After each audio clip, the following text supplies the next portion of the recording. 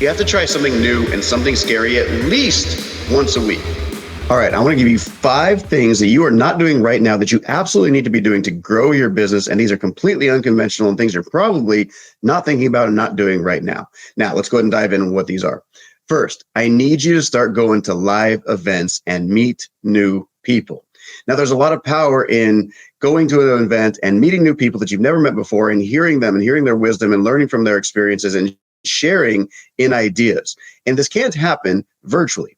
Right? It's a great idea to get on webinars and go to Zooms and do all this sort of stuff and work remotely because, well, it's become super simple. But there is so much lost when you are not meeting people in person.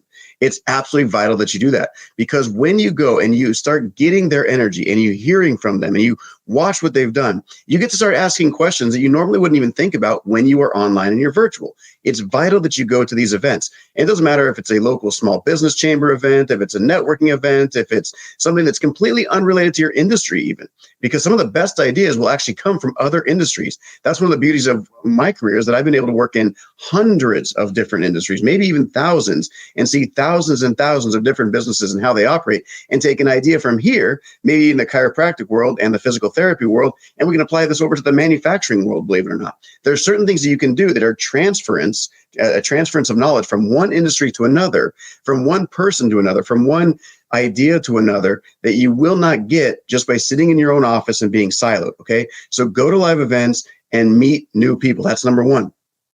The next thing you have to do is you have to try something new and something scary at least once a week. Okay. Every single week, you need to be stepping outside of that little box you created for yourself and do something new, do something different, do something scary. Now, does that mean you have to go and jump out of an airplane for the first time if you're afraid of heights? No, of course not. Swimming with the sharks? Not necessarily. Not something I like doing, but you don't have to do that. But maybe it's something like going for a hike up a hill that you've never been up before and you're afraid of going into the woods by yourself. Right? That can seem really scary for a lot of people, but it's really not once you've done it a few times. Maybe it's trying something new, like going archery shooting or going out to a gun range and shooting a gun for the first time, or maybe it's going swimming in the ocean or whatever it might be. Because here's what happens physiologically and psychologically when you do that. When you expose yourself to something new, something different, something slightly scary that you've never done before, all of a sudden inside your mind, you're starting to say, man, I can do that. I can do so many other things. I wonder what else I can do. And it puts your mind in motion as to all these different things that you could potentially do in your life, in your business.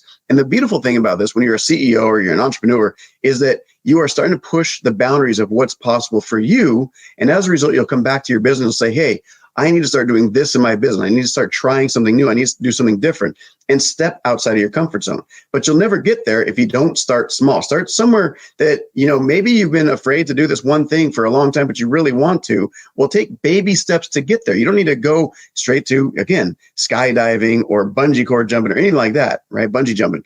You just go into a baby step. What's the next little thing that you can do that you've never done before that will eventually get you there? Okay, so that's number 2. The next thing you need to do is give something away for free every single day. Now, in my world, in direct response marketing, we call this lead generation, and we use lead magnets, right? I've written my books. I give my books away for free all the time to people. And the reason why is I'm imparting knowledge and wisdom, and I'm building rapport, and that know, like, and trust factor that you have to build in order to be able to do business with people who don't know you yet.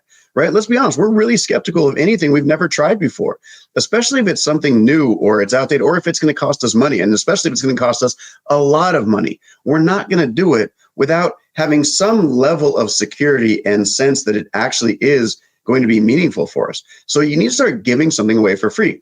And for some people, it's maybe something that's educational, it's informative. Maybe it's a new tip, a new trick. Maybe it is something funny. Maybe it is just sharing a story, right? A lot of times we can impart a lot of great wisdom to people by sharing our own personal stories. And that's how people start to trust us. They can put themselves in your shoes because you're imparting a story to them. And as a result, they're more likely to trust you and follow you and eventually buy from you. Because let's be honest, it takes 100, 200, 500 times of people seeing a message sometimes for them to actually take action. And you can't do that if you're not giving things away for free and asking for money up front. Don't do that. Start giving away stuff for free every single day. Now, this next one, maybe you've done it, maybe you haven't, but I want you to put a really concerted effort into that. And that is building your personal mastermind. Now, the term mastermind has maybe gotten a lot of really bad press over the years because you go to one and it's the blind leading the blind. And, you don't really walk away from that with anything other than maybe some really cool connections. And I've been there. I've done that a lot. I've run my own personal masterminds as well. And I can tell you the best masterminds I have is with about 3 other people in my close-knit circle. And these are not people that I pay and I go to events with, I have to pay to go to an event with them. I'm talking about 3 really personal, close connections that help me get better at everything that I do every single day. One of them is my wife, all right? And if you are not in a mastermind relationship with your significant other, then you need to rethink that or figure out a way to make it that way, because that is the person you're going to spend most of your life with, most of your time with. And if you are not having really great conversations on a regular basis, then you're not growing personally, and your relationship's not growing either. So you need to think about that. But then you need other people inside of your personal close circle, your inner circle, that you can go to with ideas and questions and thoughts and problems and everything, because they're going to have a different idea as to how to approach it. Maybe they're even just going to ask you a few questions that's going to allow you to go, oh yeah, I totally forgot about that. I should be doing it this way. You're right. Thanks so much. And I can't tell you how many times the people that I'm in their mastermind, their personal mastermind, they will ping me and they'll say, man, I've been working on this thing for 2 hours. Can you help me out? And like 5 minutes later, we have the entire problem solved because I have a different skill set and different experience and paradigm than they have. And just bringing that to the table is what allowed them to shift and be like, oh my gosh, we figured it out. Great. We're off to the races, right? So you have to have that personal, close-knit mastermind of people that you trust, who also trust you, that you can go to for ideas. Now, here's a really important thing about that mastermind. These people cannot have the exact same expertise and experience as you have. They need to have different expertise, different experiences, different skill sets. Otherwise, all you're doing is you guys are talking about the same exact thing over and over again and hoping that one of you is going to come up with a light bulb moment, right? It's like a whole bunch of chiropractors getting in a room together and all talking about the best way to do this one little adjustment. It doesn't help you grow your business, right? You need to talk to people that have different experiences, different skill sets, and are going to bring something new to the table, something different. All right.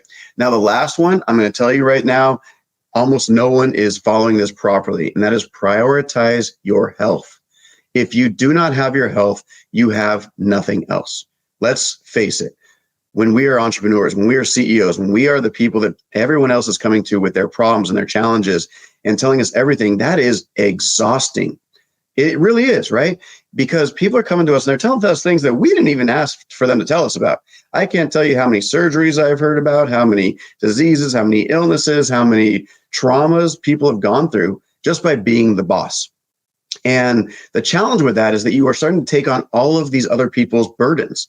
They're coming to you, and maybe it's not a personal issue they're dealing with. They're dealing with work issues. They don't know how to do their job properly. They need help with that. They need more training. They need more of your time. Your clients need more of your time. Everybody's asking you for stuff. And what that does, it creates stress. And that stress response releases the cortisol. The cortisol ends up causing all sorts of problems inside of your body because that's your fight or flight response. And it's only meant to happen really quickly and be over in a few minutes, maybe a few hours at most, right? Going back to our ancestors who are having to run away from all the impending threat and doom. And that stress response was meant to get their heart rate up so they could get to a point, of course, somebody's going to call it right when I'm doing this, get to a point where they could get away from the danger. But the problem is when we're getting bombarded by these things all the time, that stress is always there. And as a result, we never get a chance to just decompress. Okay, so when I say prioritize your health, that is taking control of a few minutes, a few hours every day, whatever you can spare, and go in there and run, go for a walk, go for a hike, work out, hit the gym, right? We have a gym in our garage and we go lift weights 3, 4, 5 times a week because that is a way that I can take care of my health. I can take my mind off of everything else I'm doing. It also allows me to decompress, to focus on my personal health and allow me to get recentered so that when I get back to work, I'm going to be just fine at it. Okay. But if you are constantly stressed out, if you are sitting on your ass and being lazy and eating junk food all the time because you're not making homemade meals and you're not getting up and walking around, you're not getting in the sunlight, you're not getting in the elements and seeing nature, then you are going to constantly be frustrated and you are going to constantly be stressed out. And you are going to always wonder if, the next day is going to be better instead of just making today a better day. All right. You need to prioritize your health. What does this mean? Of course, it means eating healthier, right? Just start by making most of your meals at home. And I'm not talking like go pull out an Uncrustable from the freezer or put a PB&J together, right? Start learning how to make really decent meals. And I don't care if you don't like it or not. The fact is that going and creating your own food and making your own meals is a creative outlet, and it allows you to decompress and de-stress, right? The next thing you need to do is you need to work out. For some people, that's cardio. For other people, it's going to the gym and lifting heavy weights. For some people, it's martial arts or it's playing sports. You've got to do something to get off your sedentary ass and get out there and start doing something that's going to prioritize you. Get that heart rate up, okay? And then the next thing that you have to do is you have to clear your mind. You have to stop worrying about everything that's happening in your business every single day. Listen, I've been there. I know what it's like. It is challenging when you're running a business or multiple businesses, or you have shareholders and investors that you're responsible for, and you're trying to make payroll every week or every 2 weeks, and you have all these people that are clamoring for your attention. But if you do not take care of yourself, no one else is going to. And if you stop taking care of yourself completely, eventually bad things are going to happen. You're going to have to take time off of work for whatever health-related issue you're having. And guess what? All those other people that are depending on you, they don't have anyone else to depend on anymore. And so you're actually putting them in jeopardy too. So you need to start thinking about those things and take those things seriously in your life, because that is going to help you grow your business and help you live the lifestyle that you truly desire. Okay. So again, my name is Jeff Barnes, Digital Evolution Marketing Group. Thanks so much for watching this. Hope this was helpful.